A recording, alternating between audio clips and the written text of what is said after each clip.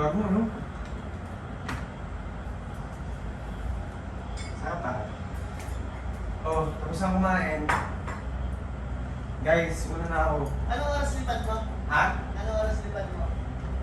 Ano? 5. 5 a.m.? 5 a.m. Pero gigising ako ng 3. 3 a.m. Bebenta rin na. Eh, ha? Ano naman ang lipad mo? Uy, gago, ano? Uwi na ako. Tapos na kayo Uwi kumain? na ako. Ha? Tapos na kayo kumain? Ako. Oo, tapos na kumain. Si JM tapos na. Uwi na ako. So, kailangan ko na nga talagang umuwi kasi may pasok pa ako bukas ng 5. Tapos gigising ako ng 3. Nagbukas ka na. Men, ako na nagsaing. Ako na nagsaing, uy. Kayo naman, uy. Gabi kayo. Uy, masama pakiramdam ko ah. Ano naman ako? Si JM, ano bang ginagawa ni JM? O, JM. Siya nagluto nung ano, ulam, Siya di nagluto. ba? Ako nagugas mo nakaraan ah. Oh, basta ako. Nagsayang ako ngayon. Ewan ko sa inyo. Uy, masama pakiramdam ko talaga. Alam mo yun. Ibawan ko.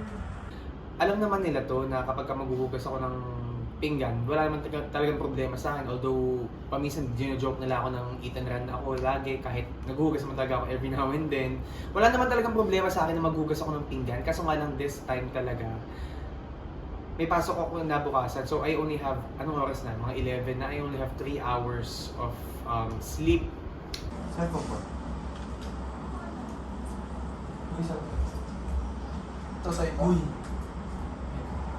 Hindi na ako makapaghugas ng pinggan. Uy, kailangan ko matulog 11:30 na. Uy, alam mo Ayun na lang. 1 week, grabe naman. Ano, hindi ako pinagagalaw nila Lester dito eh. Gara naman kasi, kahit ng 9, hindi ka maghuhugas. Kaya, oh. Kasi naman eh. Kasi naman Wow, hindi naghugas. Ang galing lang kasi nung ginawa niya na kumain lang siya tapos di man lang naghugas. Eh, di ba parang normal lang na gawin yun pag nasa bahay ka ng ibang tao, ganun. Pero nakakainis lang kasi parang ang inaaraw-araw niya, akala niya siguro biro-biro lang na eat and run. Pero nakakainis lang sa feeling na lagi na lang ganun. Parang ang nasa kumakain sa restaurant, kami pa yung naghuhugas or nagluluto or namibili ng mga pagkain. Doon lang ako nainis. Mabukas na naman kasi. Bakit ganun? Eh, ako nagsaing. Ano maghugas? Uy, ako na lagi naghuhugas. Lester, ako lagi naghuhugas. Di ngayon lang ako kasi masama pakiramdam ko talaga. Hindi ngayon na, naiintindihan ko naman yun, Di. Pero ngayon na din ako, may pasok ako bukas, 3 a.m. ako gigising. Bakit ngayon ako umuwi? Kaya nga, umuwi na nga ako ngayon. Paano yung basa? Hindi kayo na muna. Pero si James, ha? Ano kasi? Ako, Next time kasi dyan, kung di naman maghuhugas, huwag na kumain. anong wag na kumain? Eh, ayan nga, ako nagsaing. Grabe ka naman, GM. May pasok ako kinabukasan.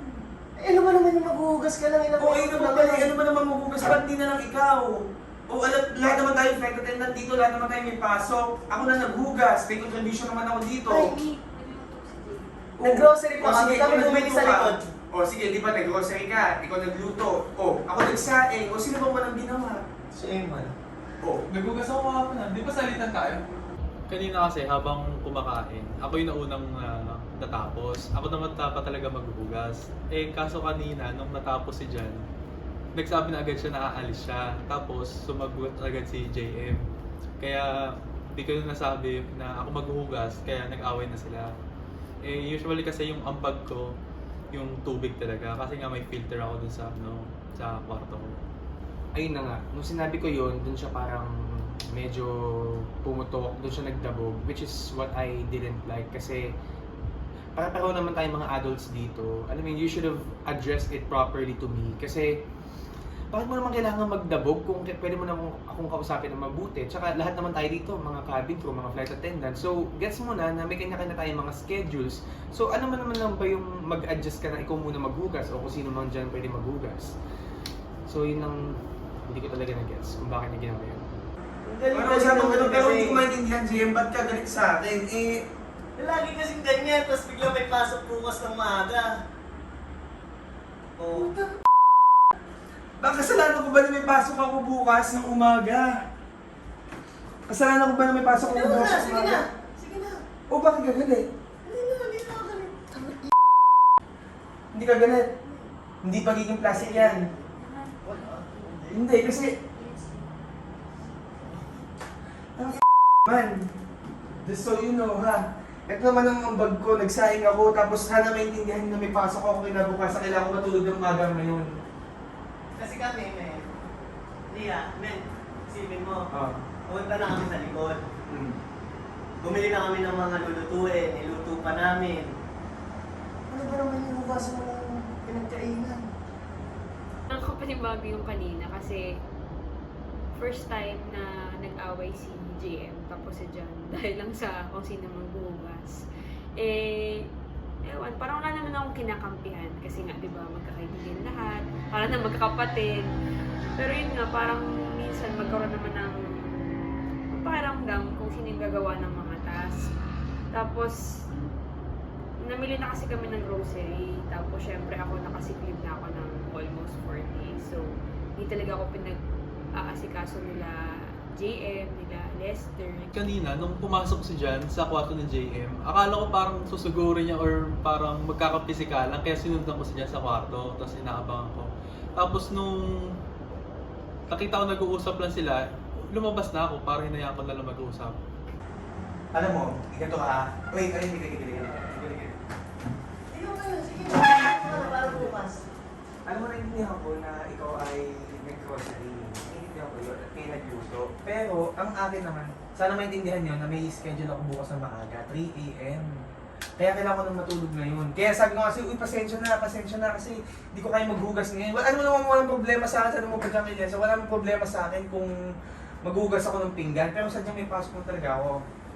Ang hindi ko lang na-appreciate na talaga, yung attitude mo na nagdabog ka pa. Hindi mo naman kailangan magdabog eh. Lahat naman tayo dito mga adults. Hindi, lagi kasing ganyan. Lagi. Hindi, if anything, ako yung lagi naghuhugas dyan. Ako yung lagi naghuhugas dyan. Yun na nga lang eh. Ayun na nga eh. Ako na nga yung lagi naghuhugas dyan, kaya dapat di ka na umarating ng ganun. Hindi ka na parang nagdabog ng ganun. Ang man eh. Yun na nga lang gagawin.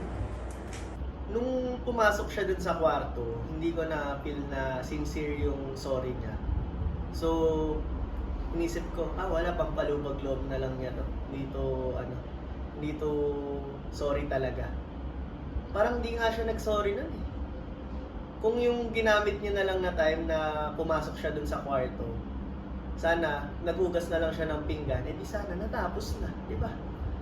So yun na nga, hindi ko kasi matake na nagdabog sa akin si Jen. Kasi si Jen yun parang best friend ko na rin yan. So kinausap ko siya ng masinsinan sa kwarto. Pagpunta ko dun sa kwarto, okay naman sana yung intention ko, kaso nga lang, alam mo yung mukha talaga na parang sarcastic na. Sabi kasi niya, okay na eh. Sige, alis na daw ako, hindi naman daw siya galit. Pero for some reason, makikita mo yung sa mukha kapag hindi sincere yung tao sa sinasabi niya. So okay na sana. But then, may mga sinabi pa siya mga bagay sa akin katulad ng, ano ba yun? Eat and run daw ako, which is nakaka-offend talaga. Nung sinabi niya sa akin yun, pumutok na talaga ako, hindi ko na talaga kaya magstay pa dito sa bahay na to kasi baka kung ano pa magawa ko, baka kung ano pa masabi ko. Nagulat ako nung narinig ko na nag-aaway na silang dalawa. So, sabi ko kala Lester, kila Eman, parang sino ba talagang dapat maghuhugas? Para maghuhugas lang, mag-aaway kayo. Sobrang simple lang. So yun, tas nag-end up si John, umalis na lang. Malalaki na kayo, kaya nang iintindihin niya. ng karne.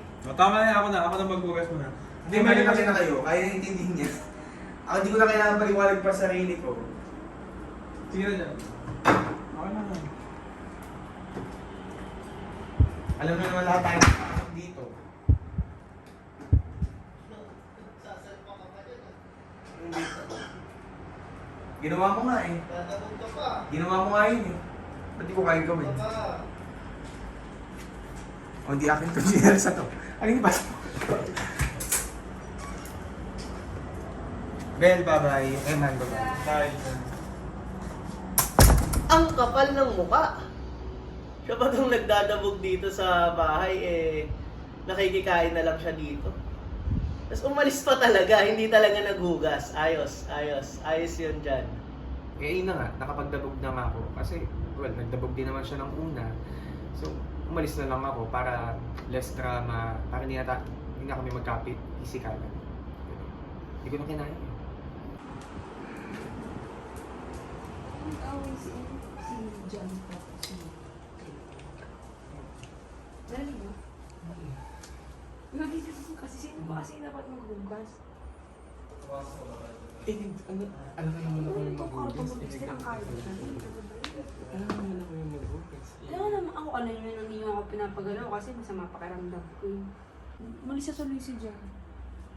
Na inis din. Nagdabog kasi si JM. Hindi niya bubunta yun. Naku. Kasi naman doon si John eh. Madali naman yung gawin.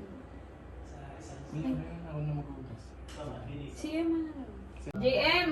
Ah, Hindi ko yung tubig? mamaya. Sige. Sige, baby. Dali ko lang yung uniform mo. Oo, ko to. Tiis ka kanina. Mura na. Bakit? Bad trip eh, ayaw ayaw maghugas eh. Oo nga. Laging ganun. Tapos sabi niya nagsaing daw siya. Oo. Nagsaing daw siya. Eh dapat hindi ba di siya magsasaing kasi nasok yun. Oo, sopas yung ulam, tapos may kanin. Tapos Sabi mo, sabi, stilutuan mo diba? Oo. Parang may ulam daw siya sa rice. may naghugas. Eh may lipad naman kasi. Hindi rin naman sumakit. Kahit mo, kaya namang hugasan niya ng 30 minutes. Lester ko Hindi siya. ka, makasali ka. Ayaw ko rin maghugas eh. Hindi, pero kaya yan, 30 minutes nga, wala pa naman. Wala pa 30 Wala ba minutes. rin naman yung maaga daw kasi siya. Wala kang lipat. Nakasilib na ako, diba? Ay, nakaras kailan yan? Hanggang kailan? May 3 days na ako. Parang wala namang sakit.